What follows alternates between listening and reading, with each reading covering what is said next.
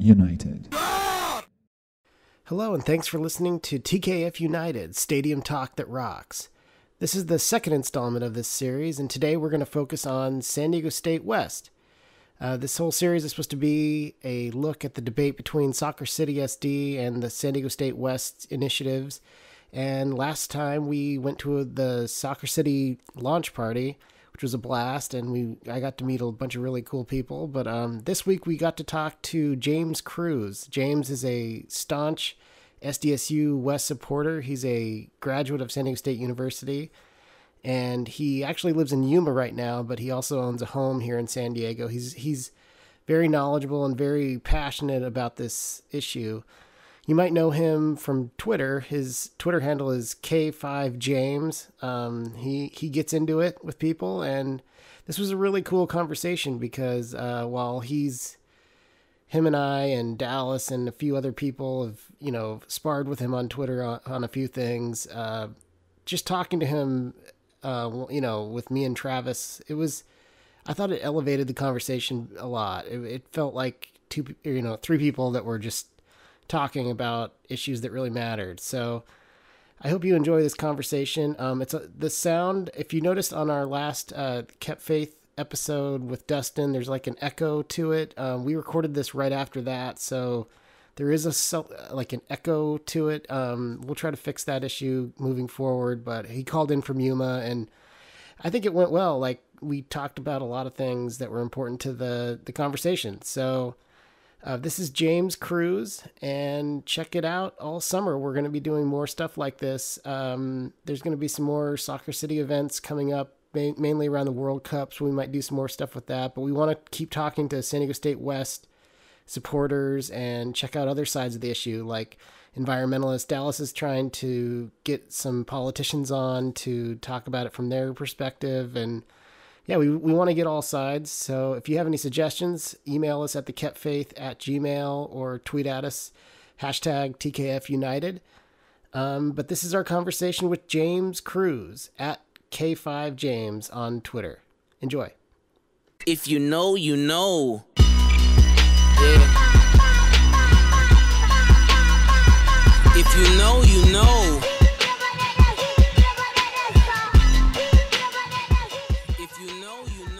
How you doing, James? Pretty good. How about you guys? Doing good. So the stadium debate is off and running. Last episode of this series, we were down at the SoccerCity event, the SoccerCity relaunch down at Liberty Station.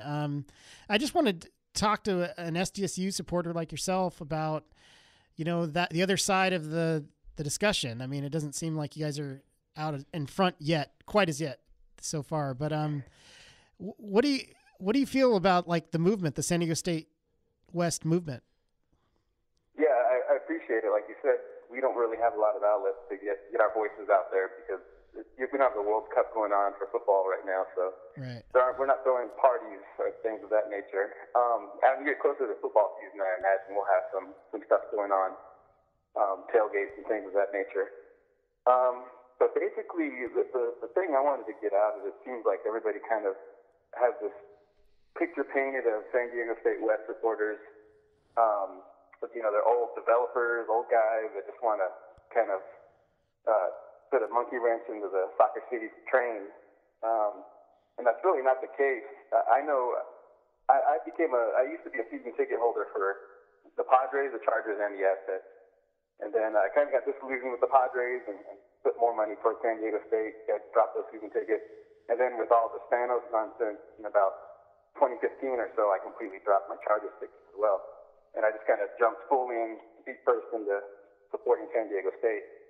And as I was doing that, I kind of got friendly with some guys that played there, former players from back when I went to school, and then from even beyond that, like Bill Hammett and Bill Hammett Jr., two big time. They're the guys that run AFL, and they're big time supporters of San Diego State Athletics.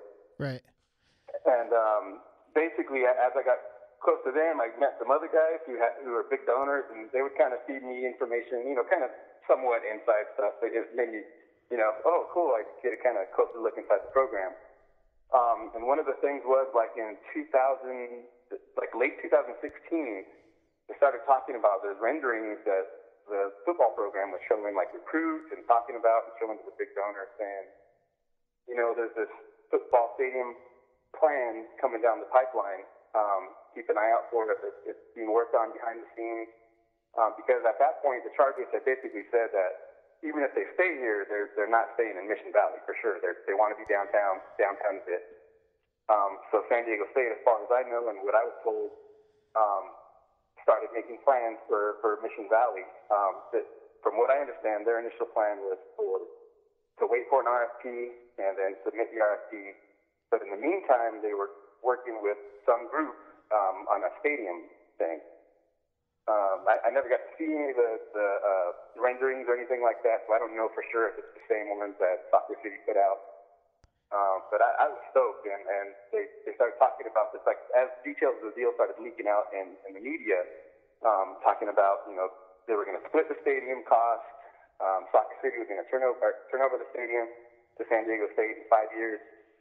And it was basically going to be San Diego State Stadium, and they were going to give SoccerCity a good deal. Like, SoccerCity wouldn't have to pay for the lease or whatever to have their games. They needed to keep all of their funds or whatever. That's the way it was sold to us leading up to the actual initiative being released.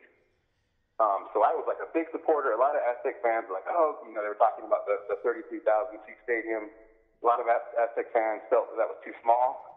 I agreed it was too small, but it wasn't so small that it's a deal breaker. Mm-hmm. I kind of like the more intimate setting, and my ideal is about 40,000 seats. I think that would be perfect. I was stoked. I was excited. I was defending, the smaller stadium against other Aztec supporters that kind of wanted 50,000 and plus, huge stadium like old school. And it was all good. Everything was going great. We were all stoked for it. I was on board with what was going to go on, and then they dropped the initiative. I'm not a lawyer or anything, but I've worked a little bit with that kind of stuff, and I read the initiative, and I asked the lawyer friends about it, and it wasn't matching up with all the stuff that they were telling us. But yeah, we're going to split the cost of the stadium, and it's going to be yours in 5 years, but like all of the things that you want out of a stadium, all the revenue sources, they got to keep. Sorry, is this the initiative that was designed to get the vote on the ballot early? Yeah, the SoccerCity initiative that they were going to try to get adopted by the city council. Right. Okay, just so everybody's clear. Yeah. Sorry about that. There's so many initiatives. It's just traffic. Right. Yeah. Feel free to cut me off. No. This is great. This is great. This is what I wanted to get. So. Yeah. So the initiative dropped, and I was like, "Whoa, wait a second! This isn't what I was hearing from my buddy who was, in touch supposedly with what was going on behind the scenes." Because everything that he had been talking to me about was stadium. Like nothing was about the actual site around the stadium. And I just assumed that they were going to come up with some kind of deal where, San Diego State would buy the property and they would get the development rights and they would make all their money developing it, kind of thing. Mm-hmm. That's what had been pitched many times before by JMI back in like 2008 or something like that. And another group, like before that, had talked about that in case the Chargers left, San Diego State would take over that whole area. So that's what I assumed was going to happen outside of it. But when the initiative dropped, it was not that at all. And it turned out that, they're leasing or buying the whole thing and kind of cutting San Diego State out. And yeah, they came back later after the mayor negotiated and said, hey, we're going to offer to sell you this 35 acres, but it's at they're getting this land for super cheap comparatively to what it could be worth, fully developed. So they're saying, yeah, we'll give you that 35 acres, but we're going to sell it to you at a fully developed price. And to me, that's kind of, that doesn't work. San Diego State, they're a non-profit technically, so they've got to cut corners where they can, and then it's not the California state system isn't the most fully funded system. They do well, but that's astronomical. The prices they were talking about, I think it's like something like $13 million an acre or something like that. Yeah. Which is, that's crazy prices. So, I mean, a lot of people, where do you think the relationship really, it sounds like there was something that happened behind the scenes. Do you think there was can you see a point where it unfolded? It seems like there might be some reporting coming out later about how that actually went down. I hope so, because to be honest, if it was something like San Diego State was fully on board, they knew what was going to happen, and then they changed their mind at the last minute, I'm going to be upset with whoever was in charge of San Diego State negotiating that part of the deal, because what were they doing coming up to an agreement like that, which obviously wasn't putting San Diego State in the best position. So I hope, if there is any information about something like that, I hope it does come to light, because I would like to know so I could hold people's feet to the fire as best I can for that. Not some big mover and shaker or anything, but I do like to, as you guys know, I like to make my voice heard. Yeah, if you follow him on Twitter, he does hold people to the fire. I think that's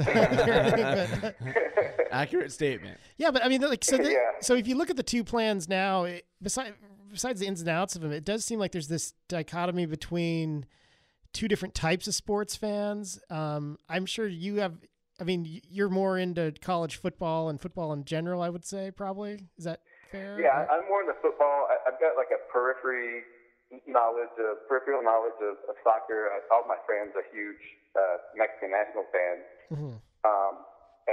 So I watch soccer with them just because they want to watch it, and we're hanging out, and I root against Mexico and stuff like that, to mess with them.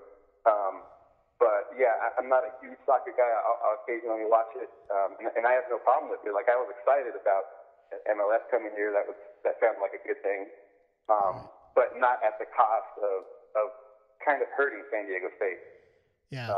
To me, because as SoccerCity guys have said more often than many times, that the two projects are fairly similar. But so if you take them at their word, okay, they're fairly similar.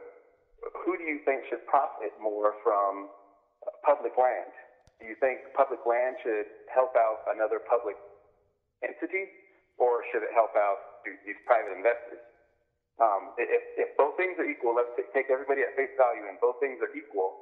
Everybody's going to get everything they want. Like, who should benefit from that? Another public entity or private investors? That's my, when you boil it down, that's my take on it for somebody who doesn't want to dive into the deep waters of the differences of the initiative. Yeah. Well, I mean, what do you say to somebody who would say that the university is masking itself as this project is masking itself as this thing that's about education and helping the university, but it's really developers just like SoccerCity? I mean, that's a common thing you hear. We've heard it. I've heard it at the party last week. It's like, this thing is the SDSUWEST, and with the whole lawsuit that's up. I mean, that's a whole other thing that's, I guess, dissolved. Here's the thing: is SDSU legally could not put their own initiative out.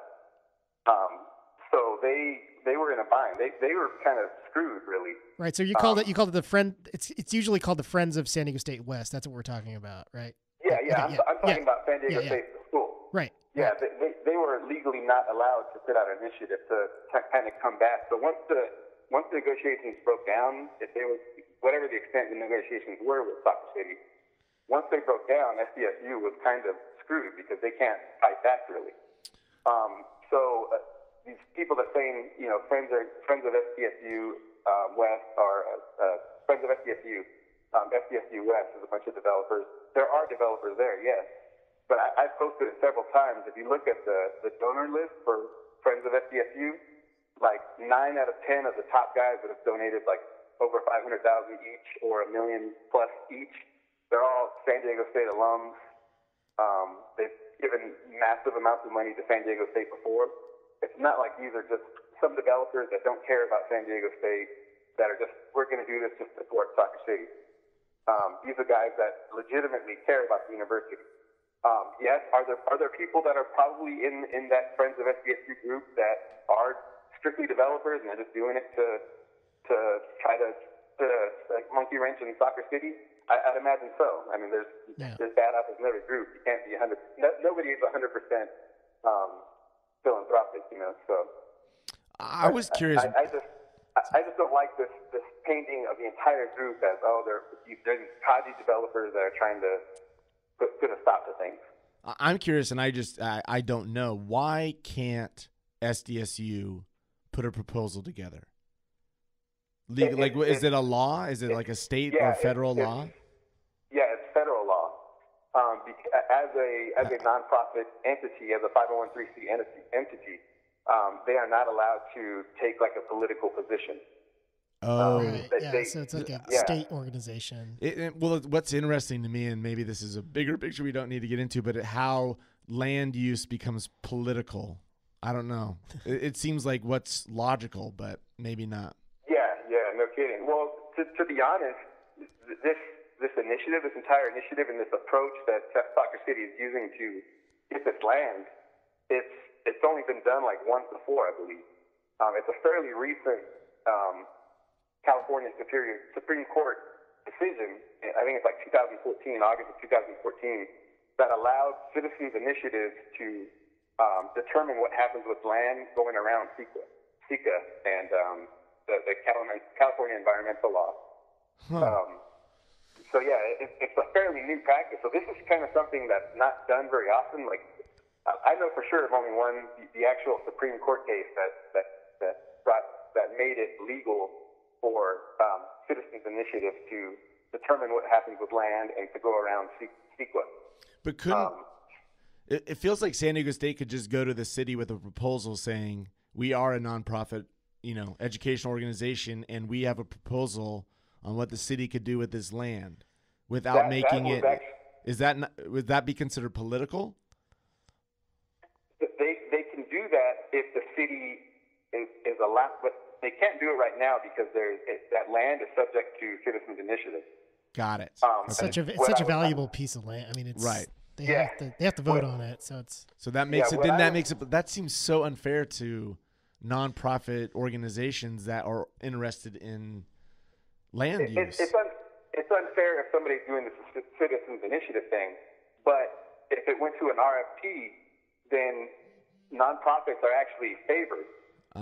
So according to I think it's the San Diego City Charter, there's like a specific order of people they're supposed to offer up public land to once they decide that they have no use for the land, like they can't do anything themselves with it. Or it's costing them $18 million a year just to let it sit there. Yeah. Exactly. So obviously that land, they don't want to do anything with it themselves. They want to get rid of it. There's a list of people they're supposed to offer that land to before it goes to the public. So I think first is like low-income housing groups of that nature, and then second would be other public entities, which would be San Diego State. So San Diego State, if it went to an RFP, San Diego State would most likely submit a proposal, probably similar to that San Diego State Mission Valley proposal, plan that they put out a couple months ago, saying what they would do if SDSUWEST passes, basically. If they're saying what they would do with that land if they were able to get a hold of it. From what I understand, that's what San Diego State was planning to do if the Chargers left that land. They were going to submit, they assumed it was going to go to an RFP and they were going to submit a plan. Wow. And that's kind of why, everybody, why didn't San Diego State have a plan? What's going on? Like, I think their plan was to submit a plan in the RFP process, which, the Liberty Station and where it was just everybody submits their offers and they go through their list of who gets to try to get that land first, the city gets to decide whichever offer is best for the city, kind of thing. It's like a bidding process. So one of the narratives that has emerged as far as people attaching to SDSU West, or the Friends of SDSU, is that the larger plan is basically to just beat SoccerCity, have the stadium stay as is, and allow the program to grow into possibly a power conference and have more leverage down the line. I mean, do you think I know that's not, you don't like that. I mean, that's something that's been talked about. Like, if we can just push this back, kick it down the line, then San Diego State gets to play in the same place. They still have a place to play, and the FS Investor Group will just lose its juice, essentially. They won't want to keep doing this. They'll lose land and everything will fall apart. It's like that. That's something that's been talked about. Like the San Diego State has more time than SoccerCity. What would you say to that? San Diego State definitely has more time. Yeah. The issue with that is, and why I don't agree with that, a college football stadium should be a revenue producer for a school. Once it's paid for, that's like, that should be a revenue producer.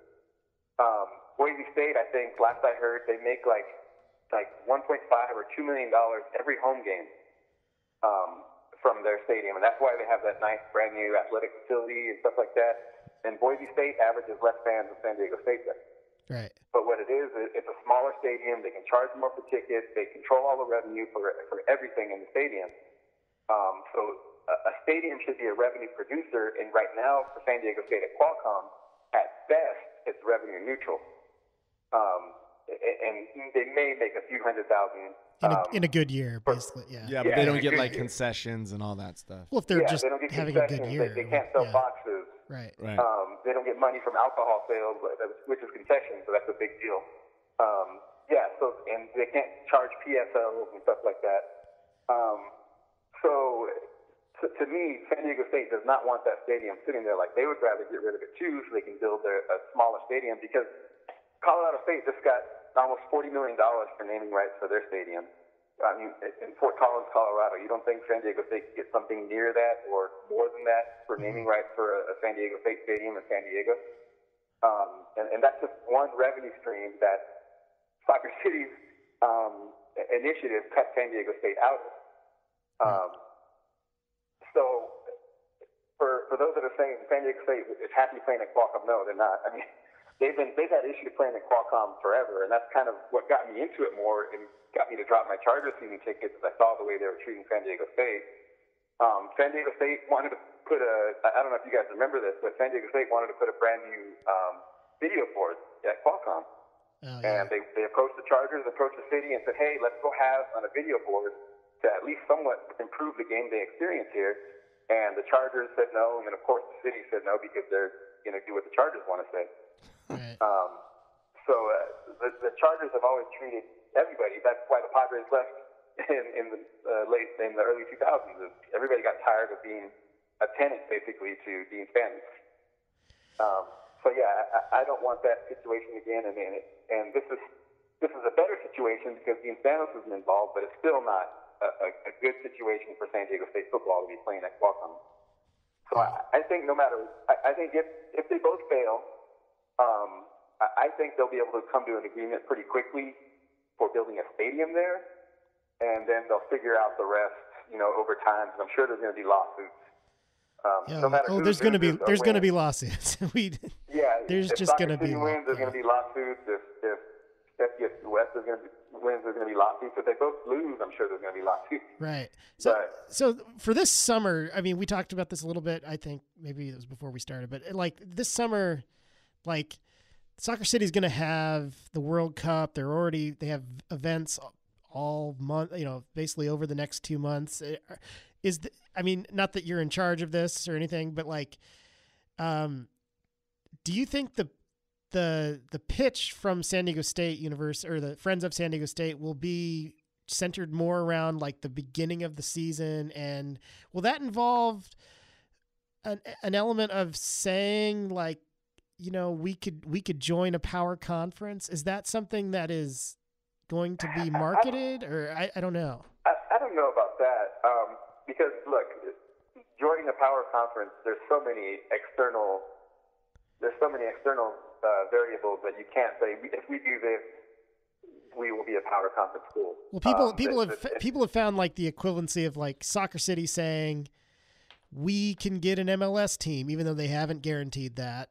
Right. There's no guarantee. I mean, it feels like maybe it's not fair, but it's been attached to San Diego State West that like they're trying to say things, or they're hinting that they could join a bigger conference than they're at because, because this is getting so ugly, people are taking shots at the Mountain West, et cetera. Yeah. And plus, and even a similar one like that would be, a couple of weeks ago, or I guess it was a month ago or so, where a rendering came out and we all had to comment on it because it's a rendering in this town. But but there was like the the idea that this could be transformed into an NFL stadium, and everybody got all freaked out, like, oh, the NFL, if we do, you know, if maybe that's not fair to attach to SDSU West, but things like that emerging, like after the World Cup, do you think that'll be the timeline? I don't know if yes, definitely the timeline will probably be closer towards football season. Yeah. Everybody gets excited for that, and then the beginning of basketball season, which I believe is before the election. I'm not positive on that. It's right. It's right around, like they start. Yeah, right around the same time. I'm sure there will be a lot more like rallies and stuff like that. But as far as I'm sorry, I lost my train of thought. Sorry, I kind of asked you two questions there. But, yeah, you were talking about the Power 5 thing. Obviously, they have more control over getting into the MLS, getting an MLS franchise because of everybody's, you know, they've got that Juan Carlos Rodriguez, who's a big shot maker for soccer in the United States because of Univision. Well, yeah, the difference is, I mean, the MLS, it would be such a good idea for the MLS to be in San Diego. For San Diego State to join a power conference, they'd have to convince a set of power conference schools, essentially, right? I mean, they'd have to. What I was trying to get at before I lost my train of thought, I don't know if SoccerCity, I mean, if SDSUWEST, if they build it all out and build all the research and build the stadium, I don't know. I can't tell you that will get them into a power conference. What I can tell you for sure is if SoccerCity passes and San Diego State goes in with SoccerCity on building a stadium at 33,000 seat stadium, that will not be enough for a power conference. As silly as it sounds, the difference between 33,000 and 40,000 seats is a big deal. And then having access to all those revenues, which will allow them to improve the football program under SDSU West, not having access to those revenues under SoccerCity will severely hamper their ability to continue to improve the football program to a level where it'll be Power 5. I mean, I already feel it's Power 5 worthy now, but for those that don't feel it's Power 5 worthy. And then also not building the big research park that they intend to build. That's one of the biggest things for, let's say, the Pac-12, which they have, very low odds of getting into. But for the Pac-12, they want to see, are you a big research school? Are you pumping out a lot of research? Are you bringing in a lot of research dollars? That's the kind of things they want to see, and that's not going to happen under SoccerCity. So I can tell you for sure, I'm not for sure, but to the best of my knowledge, if SoccerCity passes, you can pretty much say goodbye to the Power 5 chances of San Diego State. Yeah, well, I've always heard it's just going to be hard. It's always been hard for San Diego State to join whatever equivalent that was, throughout its whole history, because teams just don't want to recruit against San Diego State because people want to go to San Diego. I think that's exactly. You know what? It's a plus and a minus. The nice thing about, say, like a conference like the Big 12 is it gives their schools a game in San Diego every year, every other year, or every couple years, or whatever the rotation is for the schedule. It gives them a free trip to San Diego where they can recruit, show off their brand. And that's why the Holiday Bowl's always been so popular. Right. And, so it's a double-edged sword. Yeah, that some schools don't want to compete against San Diego State, but I think that's lesser of a thing than it used to be. But it would be also beneficial for a conference that's not in California to have a direct pipeline to California. Yeah. So that's why, to be honest, I feel the better chances are in the Big 12, but who knows? The Big 12 will go as the way Texas decides. Yeah. so it could be, the Big 12 could be really strong in like 6 years, or it could be getting ready to fall apart. So who knows? Yeah. There's no predicting the future as far as that. That's why I hesitate to say, if they do this, they'll be in a Power 5 conference. Okay. I guess my biggest question is, and maybe this has been covered a little bit already, but I guess my biggest question is, like, how big does a university have to be? It's already an impacted campus. There's so many people applying and not very many people getting in. Like, at a certain point, does it need to go into Mission Valley? That's always been my question. Like, can they build somewhere up there? I don't know. I don't know when's the last time you went to the campus. They've done a lot of building in the last. I know. Well, I went there for 3 years, and like they were always building something. They were doing the subway at the time, but it just seems like there's something unique about San Diego State University where it is always building. And I wonder. I've heard people say this before. Like it's like, what is enough at a certain point? That's like a more abstract question. It is. About, it is. It's not fair to ask, but like in America and things like that. Yeah. But I know like UCSD was given 1,000 acres of land back in the '60s when they started UCSD. San Diego State 238 acres or something like that. They're not trying to get another 500 acres or something like that. I think they want around 40 or 50 acres or something like that to expand the campus. I don't know what the number is for too big, but obviously it's a desirable school. It's the most applied to school in the country. Yeah, that's what I'm saying. I mean, I guess what I meant more was about like, it's already is it the biggest school like that? I mean, how many people go there now? Is it? I think it's about 40,000. Yeah, I think right now it's like 40,000. I think the biggest school is Central Florida. Right. And I don't know last time I checked, but I think it's like 60,000 or something like that. But yeah, I've heard people say like, we need to build this so we can make room for more people, and like, how many more people do you need at a university? That's more about what I was asking, not necessarily size. Yeah, I mean, I think the California state system wants San Diego State to have like another 20,000 students eventually. Okay. Not in the next 5 years or whatever, but I think I don't have the master plan in front of me, but in the unpredictable future, they want eventually to have like another 20,000 students. Well, that sounds amazing. That's a lot. That's a lot. I mean, more people getting educated. That's great, but that's the thing about, and that's another thing is you want to talk about like the money, the revenue differences. Like there's been studies, and they talk about for every dollar a municipality puts into higher education, directly, just from like the students, the teachers, people that work at the place, they get like a municipality gets like $10 back for every dollar they spend. So it's a really good investment for a community to spend on a college, and really, they're not going to really spend on building SDSU-West. Just sell the land to them. Obviously, everybody talks about the fair market value price, and I'm sure. Who knows what the price the city council will determine as fair market value? San Diego State have come out and said that they are okay with the price that the mayor determines. But I don't know if you know, but San Diego State owns some land at Adobe Falls area, and they've been trying to build there, but they've been same as with all over San Diego, building stuff is very difficult. Yeah. And I imagine they might do a land swap kind of thing where they give that land to the city in exchange for some of the land at the Qualcomm site.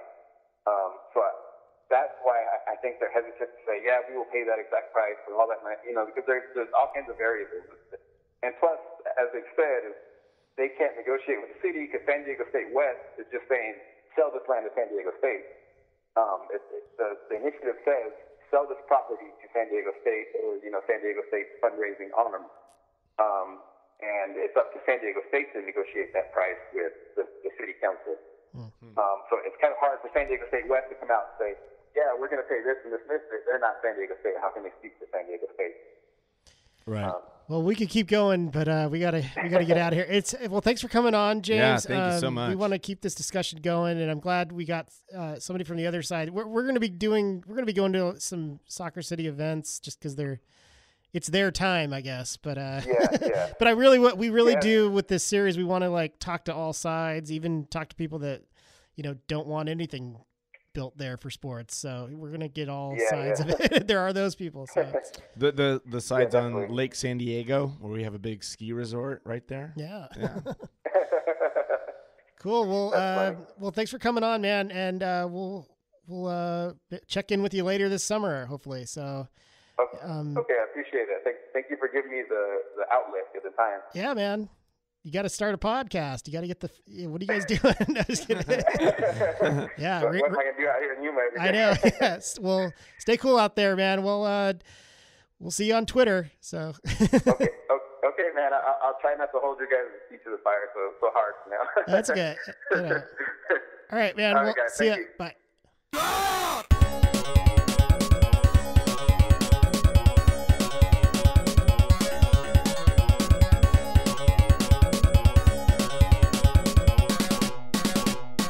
TKF United.